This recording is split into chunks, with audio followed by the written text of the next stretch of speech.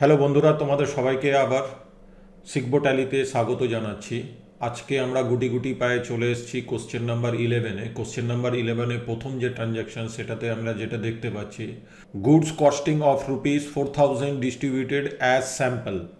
তো এখানে সিম্পল ব্যাপারটা হলো কি, আমি যদি কোনো goods as a sample distribute করতে চাই তাহলে নিশ্চয়ই সেই গুডসটা আমার কাছে রয়েছে আগে থেকে। তাহলে সবার আগে অ্যাসেট সাইড থেকে এটা গুডসের থেকে 4,000 আমার আগে সবার আগে মাইনাস হবে। আর যেহেতু এটা আমার গুডসের থেকে মাইনাস হলো, এর আর একটা জিনিস আমাকে চিন্তা করতে হবে যে কি আমি গুড স্যাম্পল হিসাবে কেন হঠাৎ করে ডিস্ট্রিবিউশন করতে গেলাম। আমার গুডসকে স্যাম্পল হিসাবে ডিস্ট্রিবিউশন করেছি, তার একটাই উদ্দেশ্য আমার ছিল, যাতে আমার এই গুডসগুলো লোকে ইউজ করে বা আমার কাছে যে স্টক আইটেম রয়েছে সেগুলোকে লোকে ইউজ করে আমার কাছ থেকে বেশি বেশি পারচেস করে, আমার বিজনেসটা যেন আর ফুলে ফেঁপে ওঠে। তাহলে ওয়ান কাইন্ড অফ আমাকে এটা বলা যেতে পারে, এই যে আমি মাইনাস করলাম গুডসের থেকে এই যে খরচটা, এই খরচটা আমি করেছি কেন না আমার যে প্রোডাক্ট তার একটা অ্যাডভার্টাইজমেন্ট করার জন্য। তাহলে এটা আমার বিজনেসের একটা খরচ। তাহলে বিজনেসের খরচ মানে আবার লায়াবিলিটি সাইডের ক্যাপিটাল থেকেও আমার এটা মাইনাস হবে, সরি 4,000 টাকা, এটা এখান থেকেও আমার মাইনাস হবে। তাহলে এখানে রিজনটা আমাকে বলতে হবে, এখানে মাইনাস মানে ডেবিট, এখানে মাইনাস মানে হচ্ছে কি কি কি ক্রেডিট। ঠিক আছে, তাহলে আলটিমেটলি এটা কি দাঁড়ালো না, আমি যদি এটাকে ধরে নিই যে কি এই গুডসটা আমি দিয়েছি স্যাম্পল হিসাবে, ফার্দার আরও এই প্রোডাক্টটা যাতে বেশি বিক্রি হয়, লোকে ইউজ করে যাতে আরও বেশি কেনে, তাহলে এটাকে আমি একটা অ্যাডভার্টাইজমেন্ট কস্ট হিসাবেও ধরে নিতে পারি। ঠিক আছে, তাহলে আমি এখানে রিজনটা কি লিখলাম, ক্যাপিটাল থেকে আমি কেন মাইনাস করেছি না এই খরচাটাকে আমি লিখলাম হচ্ছে গিয়ে অ্যাডভার্টাইজমেন্ট কস্ট। বা আমরা দেখো লেজার নেম আমরা এরকম লিখবো মানে যেটাতে আমরা বুঝতে পারি যাতে যে কি লেজারটা কেন আমি ক্রিয়েট করেছি। এখানে অ্যাডভার্টাইজমেন্ট কস্ট লিখতে পারো, এখানে লিখতে পারো ফ্রি স্যাম্পল, এখানে লিখতে পারো goods distribution as free sample account debit two 4,000। আর এখানে ক্রেডিট হচ্ছে কোথা থেকে না আমার গুডস থেকে মাইনাস হচ্ছে, তাহলে গুডসটা তো আমার পারচেস করেছিলাম যেটা সেটা থেকে মাইনাস হচ্ছে, তার মানে ক্রেডিট হচ্ছে গিয়ে কি পারচেস। ওকে, এই ছিল 1 নম্বর। Transaction number 2, goods worth ₹1,100 given in charity. তার মানে সোজা হিসাব কি আমি হঠাৎ করে আমার বিজনেসের থেকে কিছু একটা গুডসের অংশ চ্যারিটিতে দিয়েছি। সিম্পল হিসাব এরকম আমাদের অনেক সময় অনেক কিছু করতেই হয়, সমাজে থাকতে হলে, বিজনেসটা তো একটা সমাজেরই পার্ট। তো সমাজে থাকতে হলে আমাদের এরকম অনেক কিছু করতে হয়। ধরো নাও কোনো মন্দির দিয়েছি বা কোনো এরকম জায়গায় কোনো সোশ্যাল ওয়ার্ক হচ্ছে সেখানে আমি দিয়েছি, ব্যাপারটা তাই দাঁড়িয়েছে। এগেন আমার গুডস থেকে তার মানে এটা মাইনাস হবে কত টাকা, 1,100 টাকা। আর এটা যেহেতু একটা বিজনেসের খরচ হলো, তাহলে এটা আমরা ক্যাপিটাল থেকেও আমি একটা মাইনাস করতে হবে। রিজন এখানে আমি লিখতে পারি যে কি এখানে মাইনাস হয়েছে মানে ডেবিট, এখানে মাইনাস হয়েছে মানে এগেন ক্রেডিট। তাহলে আমি এটাকে ওয়ান কাইন্ড অফ এটাকে আমি ডোনেশন হিসাবেও দেখাতে পারি। তাহলে donation account debit, donation account debit 1,100 টাকা টু এগেন গুডস থেকে আমার মাইনাস হচ্ছে মানে পারচেস থেকে আমার এটা ডিডাক্ট হবে। ঠিক আছে, গুডসের পারচেসের থেকে এটা আমার, তার মানে আমি ক্রেডিটটা করবো হচ্ছে কি কি two purchase. Number 3, grant from government receive ₹5,000। এখানে 1 আর 2-এর থেকে সম্পূর্ণ চিত্রটা চেঞ্জ হয়ে গেল। 1 আর 2-এ প্রথমটা আমি বিজনেসকে ভালো করার জন্যে ডিস্ট্রিবিউট করেছিলাম, দ্বিতীয়টা আমি ডোনেশন দিয়েছিলাম। এখানে ওয়ান কাইন্ড অফ ব্যাপারটাকে উল্টোভাবে চিন্তা করো, গভর্নমেন্ট আমাকে এখানে ডোনেশন দিল, ওটার নাম তখন ডোনেশন হয় না। গভর্নমেন্ট যখন আমাকে দিয়েছে কোনো কারণে আমার বিজনেসকে দিয়েছে, সেটাকে আমরা বলছি হচ্ছে গিয়ে গ্র্যান্ট। তার মানে এখানে সোজা হিসাব হচ্ছে গিয়ে বিজনেস এই 5,000 টাকাটাকে রিসিভ করেছে, তাহলে এই 5,000 টাকা হচ্ছে গিয়ে কি আমার ক্যাশের সঙ্গে অ্যাড হয়ে যাবে, ক্যাশের সঙ্গে অ্যাড হয়ে যাবে। আর এই এটা তার মানে আমার একটা বিজনেসের, এটা যে কোনো পয়েন্ট অফ ভিউ দিয়েই তুমি দেখো না কেন, এটা আবার ক্যাপিটালে মানে এটা একটা বিজনেসের কি গেন, তাহলে এটা ক্যাপিটালের সঙ্গেও অ্যাড হবে। তাহলে আমরা এই টোটাল যে জিনিসটা আমরা কি করতে পারি না, এখানে অ্যাড প্লাস হয়েছে মানে ডেবিট আর এখানে প্লাস হয়েছে মানে ক্রেডিট।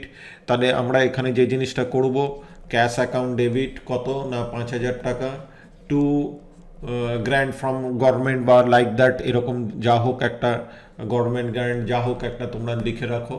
ঠিক আছে, গ্র্যান্ট একটা আমার এখানে কত না 5,000 টাকা হলো। Number 4, cash of rupees 2,000 of goods worth rupees 3,000 given in charity. Cash দিলাম, আবার তার সঙ্গে সঙ্গে আবার কিছু গুডসও দিলাম। এবার একটুখানি আমি আগে চ্যারিটিকে শুধুমাত্র গুডস দিয়েছিলাম, এবার ক্যাশও দিয়েছি, তো এটা আবার নতুন করে ভাববার আর কিছু নেই।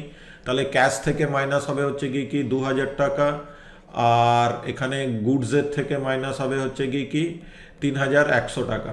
এই তো দুটো জিনিস দিয়েছি, তাহলে এই দুটোই হচ্ছে কি আমার বিজনেসের একটা খরচ।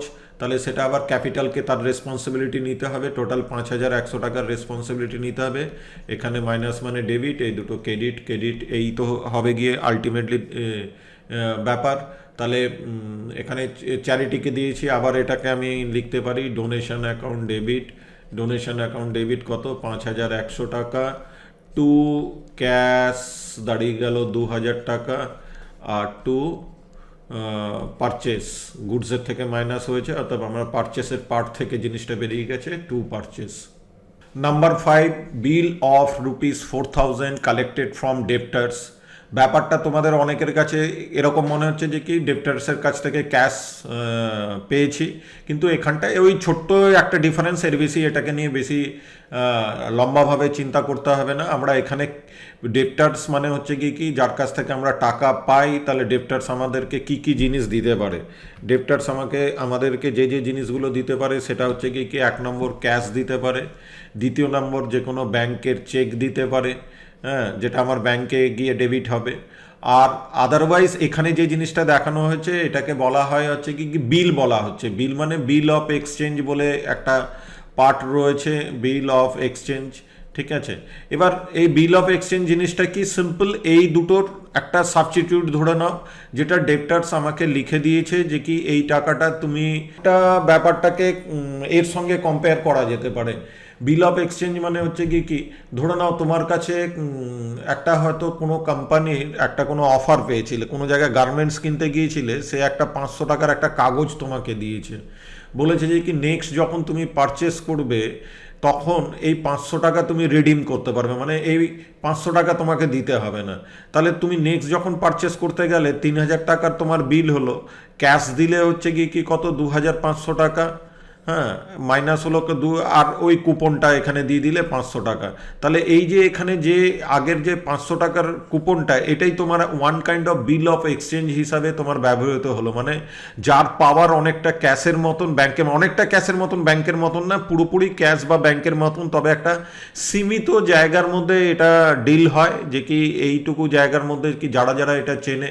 ডেপ্টার্স আমাকে এখানে ক্যাশ না দিয়ে এমন একটা জিনিস দিয়েছে যেটা আমি নিতেও রাজি হয়েছি, ঠিক আছে তোমার বিল থেকে আমি ওই টাকাটা আমি মাইনাস করে দিচ্ছি, ঠিক আছে। তাহলে যে আমার এখানে যে ডেপ্টার্স যেটা লেখা ছিল সেখান থেকে আমাকে মাইনাস করে দিতে হবে কত, ডেপ্টার্সের থেকে তো আমি ক্যাশ পাই বা বিল অফ এক্সচেঞ্জ পাই, দুটোর পাওয়ার তো প্রায় সমান, ওখান থেকে তাহলে আমি মাইনাস করে দিলাম হচ্ছে কত 4,000 টাকা। আর এই যে বিল অফ এক্সচেঞ্জটা এটা তো সঙ্গে সঙ্গে আমার ক্যাশে এসে তো অ্যাড হতে পারলো না, তাহলে আবার বিল অফ এক্সচেঞ্জ বলে এখানে বা বিলস রিসিভেবল বলে এখানে আবার বিলস রিসিভেবল বলে আবার এটাকে এখানে অ্যাড করে দিতে হবে। তাহলে একটা ক্রেডিট হচ্ছে আর একটা হচ্ছে কি ডেবিট।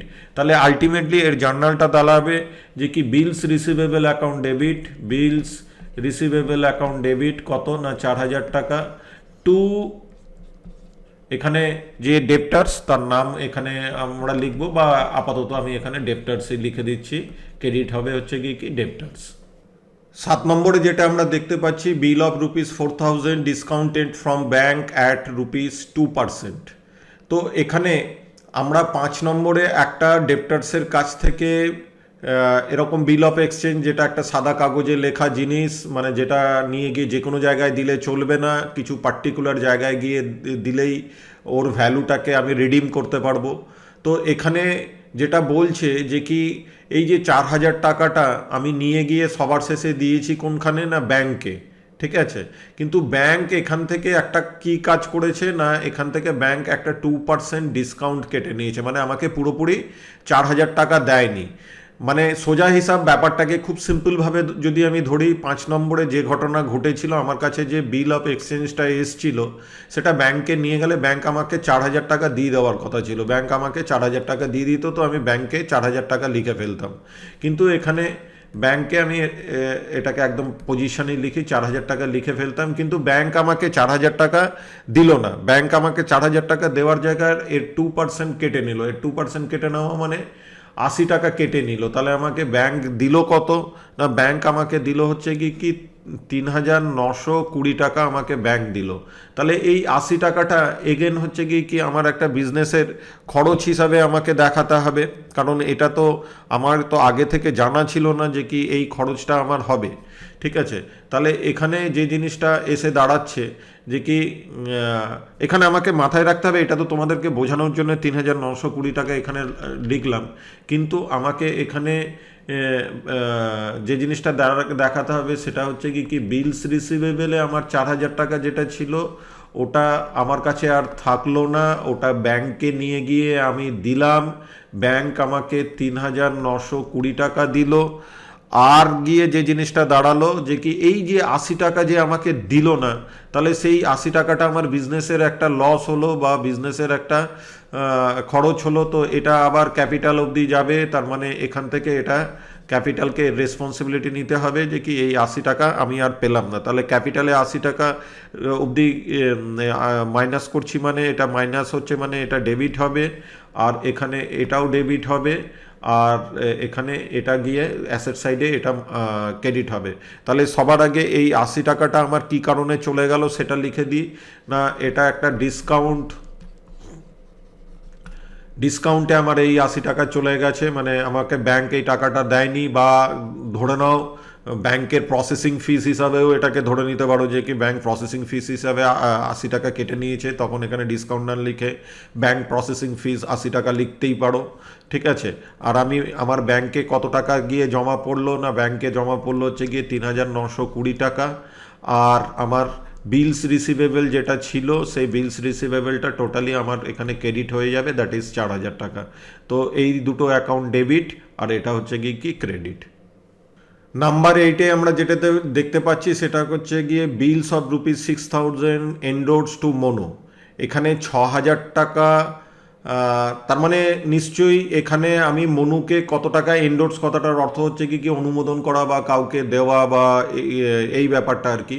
তো এখানে মনু বলে কাউকে আমি 6,000 টাকা বিল অফ এক্সচেঞ্জ দিলাম। আমরা কাউকে কি টাকা এমনি এমনি দিয়ে দিই, কাউকে কি চেক এমনি এমনি দিয়ে দিই, ঠিক সেরকমভাবে বিল অফ এক্সচেঞ্জও কাউকে আমি এমনি দেবো না। তার মানে নিশ্চয়ই এখানে মনুর অ্যাকাউন্টে এখানে মনু আমার কাছ থেকে একটা টাকা পেতো যেটা লাইবিলিটির সাইডে পড়েই রয়েছে, সেটা 6,000 টাকা। তাহলে আজকে যে জিনিসটা দাঁড়ালো যে কি মনুকে আমি 6,000 টাকা দিলাম, তাহলে মনুর অ্যাকাউন্ট সবার আগে আমাকে নীল করতে হবে। ঠিক আছে, মনুর অ্যাকাউন্ট নীল হয়ে গেল। আর এই জায়গায় আমাকে যে জিনিসটা আরেকটা যেটা দাঁড়ালো, আমি কি ওকে ক্যাশ দিলাম না, ক্যাশ দিলাম না, তার জায়গায় কি দিলাম না 6 নম্বরে যেটা আমি পেয়েছিলাম নেপালের কাছ থেকে 6,000 টাকা। ঠিক আছে, নেপাল বা এখানে বিলস রিসিভেবল করে আমি লিখে রেখেছিলাম, বিলস রিসিভেবল যে 6,000 টাকা এখানে ছিল সেটাও আমি এখানে দিয়ে দিলাম, মানে এখানে অ্যাসেট সাইড থেকে এটা আবার মাইনাস হবে। তাহলে অ্যাসেট সাইড থেকে মাইনাস হলো মানে এটা ক্রেডিট হবে, আর এখানে লাইবিলিটির সাইড থেকে মাইনাস হলো মানে এটা এখানে ডেবিট হবে। এবার লাইবিলিটির সাইড থেকে মাইনাস হয়েছে, আমি দিয়েছি কাকে না, দিয়েছি হচ্ছে কি মনুকে। তো এখানে লিখবো হচ্ছে কি মনু অ্যাকাউন্ট ডেবিট কত না 6,000 টাকা।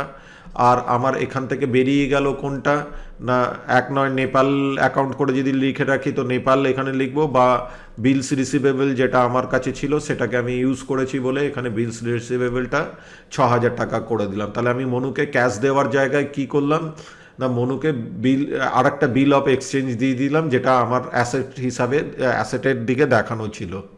Number 9, cheque receipt from Lalit ₹1,000। এখানে সিম্পল ব্যাপার, তার মানে চেক রিসিভ করেছি মানে আমার ব্যাংক ব্যালেন্স বেড়েছে কত, 1,000 টাকার ব্যাংক ব্যালেন্স বেড়েছে।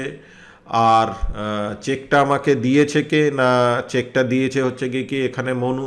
তার মানে মনু নিশ্চয়ই আমার এখানে একটা ডেপ্টার্স ছিল, তার অ্যাকাউন্টটা আমার 1,000 টাকা দিয়ে মাইনাস করতে হবে। তাহলে এখানে প্লাস আর এটা মাইনাস মানে ডেবিট, আর এটা হচ্ছে কি ডেবিট, আর এটা হচ্ছে কি ক্রেডিট। তাহলে আলটিমেটলি যে জিনিসটা দাঁড়ালো সেটা হচ্ছে কি এখানে আমার ব্যাংক ব্যালেন্স বাড়লো, অতএব ব্যাংক অ্যাকাউন্ট ডেবিট কত না 1000 টাকা টু, এখানে আমি কার নাম লিখবো, সরি এখানে আমি একটু ভুল বলেছি, এটা হবে গিয়ে ললিত, টু ললিত 1000 টাকা। Okay. Number 10, Lalit cheques returned and dishonoured. Lalit যে চেকটা দিয়েছিল ওটা আমি নিয়ে গিয়ে আমার ব্যাংক অ্যাকাউন্টে জমা করেছিলাম। আমার ব্যাংক অ্যাকাউন্টে কিছুদিন বাদে যখন আমি খোঁজ নিতে যাই তখন গিয়ে দেখি যে কি ওই 1000 টাকা যেটা আমার ব্যাংকে চলে আসার কথা ছিল সেটা আসেনি, মানে ওর চেকটা ডিসঅনার্ড হয়েছে, মানে ওর ব্যাংকের থেকে ক্যাশ আমার ব্যাংকে এসে পৌঁছয়নি। কিন্তু আমি এই এন্ট্রিটা তো অলরেডি করে ফেলেছি, তাই তো?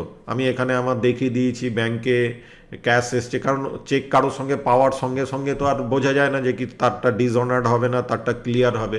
তো পাওয়ার সঙ্গে সঙ্গে আমরা এখানে ব্যাংক অ্যাকাউন্ট টু এখানে আমরা ললিতের অ্যাকাউন্টে এখানে আমরা ক্রেডিট করে দিয়েছিলাম। কিন্তু এখন যে জিনিসটা দাঁড়ালো যে কি আমাকে আবার ললিতকে বলতে হবে, বাবা তুমি যে চেক দিয়ে গিয়েছিলে সেটা কিন্তু ক্যাশ হয়নি, এবার তুমি নিয়ে যাও, আবার তুমি ফার্দার কি করবে। কিন্তু ইন দ্য মিন টাইম আমাকে আবার আগের জায়গায় ফিরে যেতে হবে। তো আগের জায়গায় ফিরে যেতে হলে তার মানে এটা এখান থেকে এটাকেও এখান থেকে কেটে ফেলতে হবে, আর এটাকেও এখান থেকে কেটে ফেলতে হবে।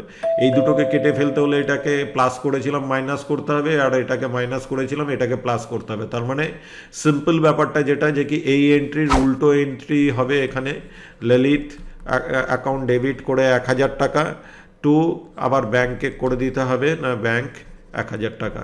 অতএব চেক ডিসঅনার্ড হলে চেক ডিপোজিটের সময় যে এন্ট্রিটা আমরা করে থাকি তার ঠিক অপোজিট এন্ট্রিটা করতে হবে। বন্ধুরা এখানেই শেষ হলো কোশ্চেন নাম্বার 11। আশা করছি তোমরা ঠিক মতন জার্নালের এন্ট্রিগুলো সব দেখছো এবং ঠিক মতন প্র্যাকটিস করছো। তোমাদের সঙ্গে আবার দেখা হচ্ছে নেক্সট ক্লাসে।